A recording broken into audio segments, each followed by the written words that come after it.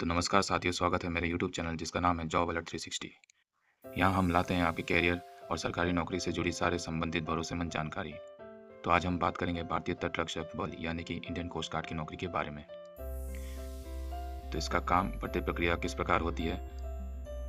हमें गर्व है कि आप इस महान बल का हिस्सा बनने जा रहे हैं। तो दोस्तों, वीडियो शुरू करने से पहले मेरा आपसे एक छोटा सा रिक्वेस्ट है।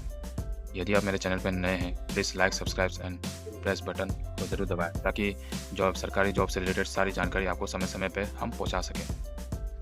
तो चलिए शुरू करते हैं। तो इसका जो भर्ती आवेदन है ऑनलाइन, वो 11 जून 25 से 25 जून 25 तक है।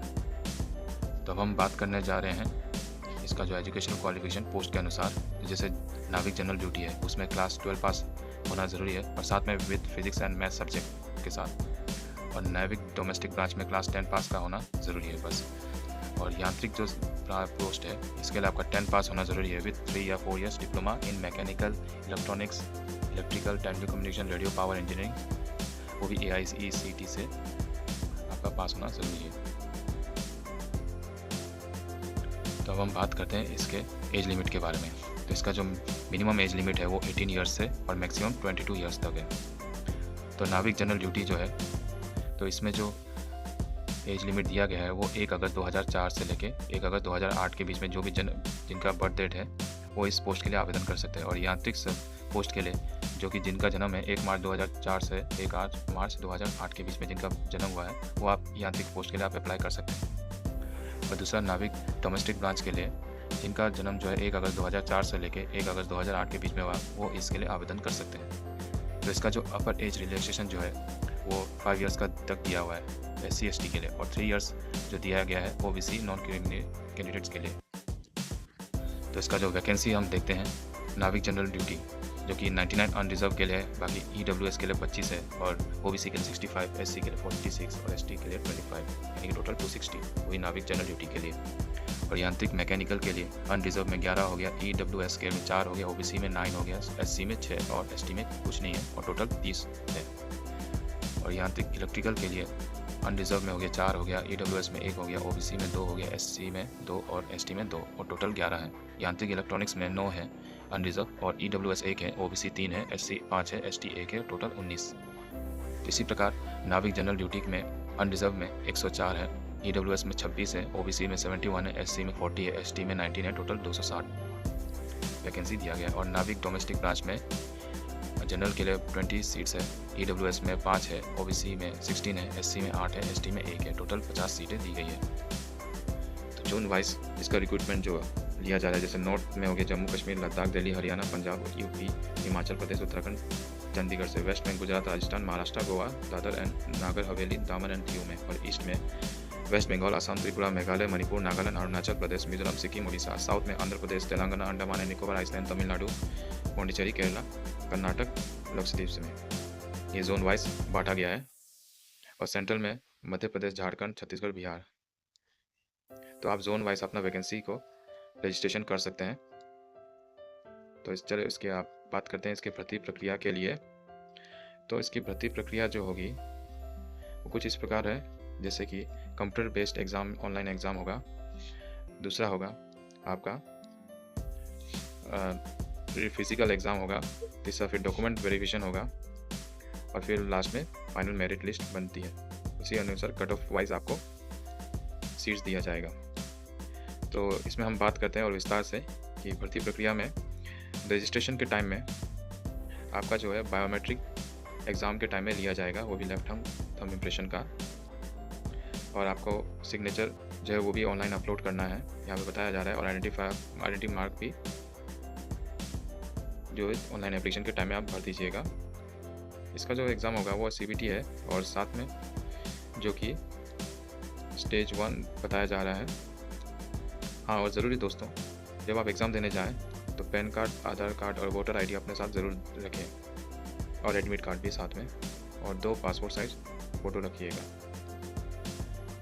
और हम बात करते हैं जैसे, तो इसका एग्ज़ाम जो है वो स्टेज वाइज रिटन टेस्ट जो हो गया, नाविक हो गया डोमेस्टिक ब्रांच के लिए स्टेज 1 ही है सेक्शन 1 में, और नाविक जनरल DT में रिटन टेस्ट होगा वो 2 स्टेज में हो गया। और यांत्रिक इलेक्ट्रिकल में बताया जा रहा है सेक्शन में पहला पेपर देना पड़ेगा, साथ में थर्ड स्टेज तक। तो यांत्रिक इलेक्ट्रॉनिक्स में सेक्शन 4 के बताया जा रहा है 4 स्टेज, और यांत्रिक मैकेनिकल के लिए सेक्शन 5। और यहाँ पे बताया जा रहा है, ज़रूरी बातें हैं कि जो नाविक जीटी जो है उनको पास 1 सेक्शन 1 में और सेक्शन 2 में कंपलसरी होना ज़रूरी है पास। और यांत्रिक इलेक्ट्रिकल में सेक्शन 1 और सेक्शन 3 सेपरेटली कंपलसरी पास होना ज़रूरी है। तो यांत्रिक इलेक्ट्रॉनिक्स में आपको section 1 and 4 separately compulsory passing होना ज़रूरी है, और यांत्रिक मैकेनिकल में सेक्शन 1 एंड 5 सेपरेटली पास होना कंपलसरी है। तो इसमें डिटेल बताया जा रहा है रिटन एग्ज़ाम के बारे में। तो सेक्शन 1 जो कि मैक्सिमम मार्क्स जो है इसका 60 बताया जा रहा है, जो कि मैथ्स में 20, साइंस में 3 है, और पासिंग मार्क्स जो है वो 30 है। तो इसका सिलेबस जो होगा वो क्लास 10 का सिलेबस होगा, और टाइम आपको दिया जाएगा 45 मिनट्स। और साथ में इसका जो पेपर जो होगा, साथ में उसमें इंग्लिश रीजनिंग 15 मार्क्स का बताया जा रहा है, और रीजनिंग 10 मार्क्स का, और जीके 5 मार्क्स का। और सेक्शन 2 के लिए आपको मैक्सिमम मार्क 50 है, और टाइम दिया गया 30 मिनट, और टोटल नंबर क्वेश्चन जो होंगे वो 50 होंगे। और इसमें आपका पेपर जो होगा मैथ्स 25 होंगे और फिजिक्स 25 होंगे क्वेश्चंस। और क्लास 12 मैथ्स का मैथ्स आएगा, और फिजिक्स का सिलेबस से रिलेटेड होगा। और सेक्शन 3 के लिए मैक्सिमम मार्क्स 50 है, टाइम 30 मिनट्स दिया जाएगा, total number of question 50 marks होगा। और आपका इलेक्ट्रिकल इंजीनियरिंग 50 मार्क्स का क्वेश्चन होगा, और जो कि आपका सिलेबस जो होगा diploma in electrical engineering syllabus से रिलेटेड होगा। तो सेक्शन 4 के लिए मैक्सिमम मार्क्स 50 है, टाइम दिया जाएगा आधा घंटा, टोटल नंबर क्वेश्चन 50 रहेंगे। इलेक्ट्रॉनिक्स इंजीनियरिंग से आएंगे 50 मार्क्स, जो कि diploma in electronics engineering syllabus से रिलेटेड होगा। सेक्शन 5 के लिए मैक्सिमम मार्क्स 50 होगा, टाइम दिया जाएगा वही आधा घंटा, टोटल नंबर ऑफ क्वेश्चन 50 रहेंगे। मैकेनिकल इंजीनियरिंग ब्रांच से रहेगा 50, जो कि डिप्लोमा इन मैकेनिकल इंजीनियरिंग से सिलेबस से रिलेटेड रहेगा। नॉर्मलाइजेशन दिया जाएगा। तो मुझे जहाँ तक लगता है कि क्वेश्चन जो पेपर जो होगा वो ऑब्जेक्टिव टाइप होगा, और इसमें कोई नो नेगेटिव मार्किंग है बताया जा रहा है। तो आपका सिलेक्शन जो होगा वो कट ऑफ मार्क्स बेस्ड होगा।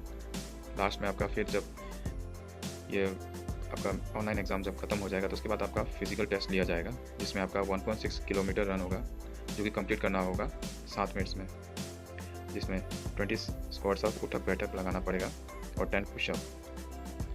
ये फिजिकल टेस्ट है। उसके बाद फिर आपका डॉक्यूमेंट वेरिफिकेशन होगा, जो कि 10-12 मार्क्स का मार्कशीट हो गया, डिप्लोमा हो गया, आइडेंटिफिकेशन प्रूफ में जैसे पैन कार्ड, आधार कार्ड, आईडी जितने भी है आप सब अपने साथ रखिएगा, ताकि समय पे आप सही तरीके से पहले इसका सब व्यवस्था कर लें, ताकि बाद में आपको दिक्कत ना हो।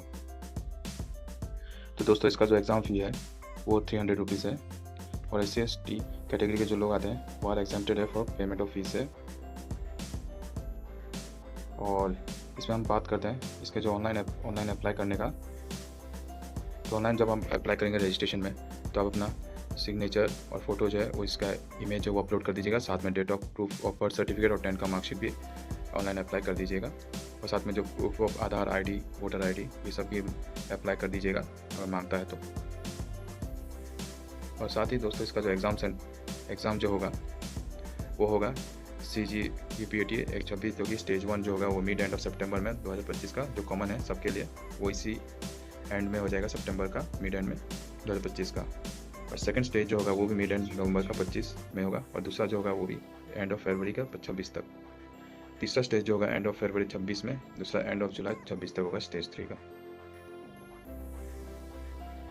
तो दोस्तों अब हम बात करते हैं इसके मेडिकल स्टैंडर्ड टेस्ट के बारे में।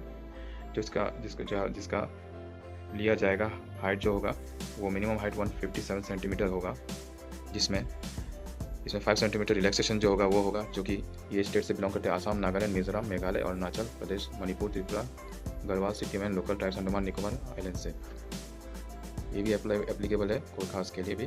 और चेस्ट जो होगा इसमें मिनिमम एक्सपेंशन जो होगा सभी के लिए 5 सेंटीमीटर, और वेट जो होगा अपने हाइट अनुसार 10-10% एक्सेप्टेबल लिया जाएगा, और हेयरिंग जो होगा वो आपका नॉर्मल लिया जाएगा। तो अंत में दोस्तों जाते जाते बस इतना कहूँगा कि अगर मेरे ये वीडियो से आपको कुछ जानकारी मिली है तो प्लीज़ लाइक सब्सक्राइब का बटन ज़रूर दबाएं, ताकि मैं और इसी तरह और वीडियो आपके लिए लाता रहूँ। धन्यवाद।